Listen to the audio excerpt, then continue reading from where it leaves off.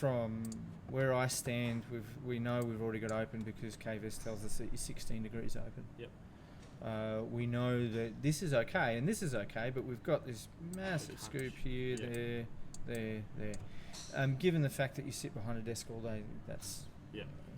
And from front on, we saw the pelvis numbers that were a bit too level. We want a little higher, and we actually want more of that without that shoulder going up. Okay. Yep. So this is once again just getting you understanding what a dress position Yep, is should and be what it. it Yep. feels like. Interestingly enough, once we've got that, you've got the top half of your spine will do that. So thoracic spine will do that, Yep. but then it won't rotate. Okay, so that you're going to have to make some compensations. So then we start to look at this.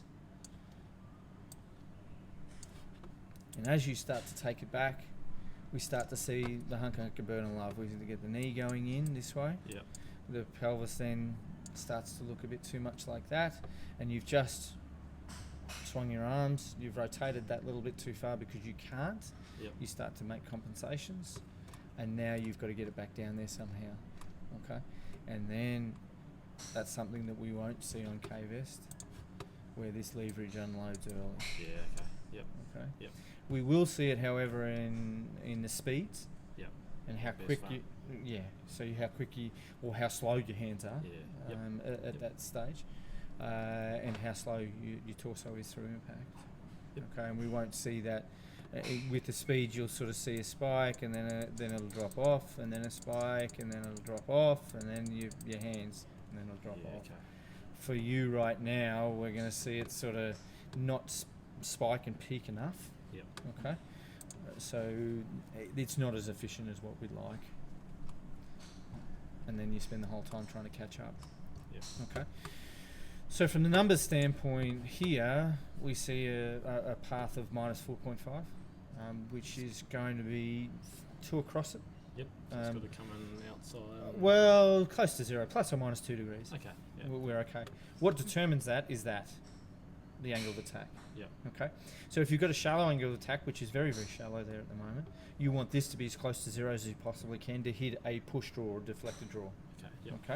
Okay, because if we go then to the 3D plane here, so this is your golf club cutting across it. There's your grey line as a target line. So if I do that, Yep.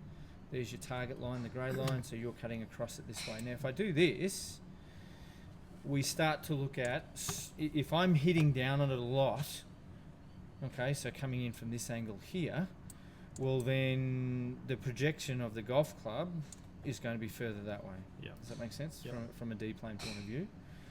So therefore, we need to zero this out if you're going to shallow it out that much. Yep. Now you shallow it out, why?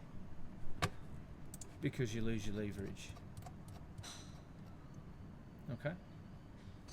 Rather than the handle being that way. Yes. Okay. Yep. Through Yep. impact. I've lost the Okay. kind of Yeah, the power already. that's right. Yeah. So you've lost most of your load by there. Yeah. Okay. Okay. Now, if we get the body sorted out, the hands and arms, generally speaking, Yep. Should come. Yep. yeah, happen with us. So that is where these numbers start to come into play.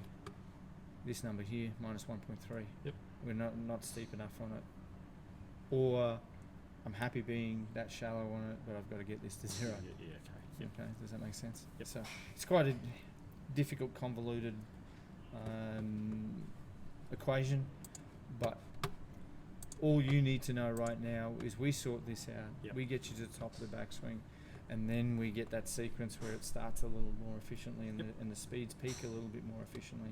Then away we go from there. Okay. All that gobbledygook, all we're going to work on is that Yep. right the now. address, Yep. Okay?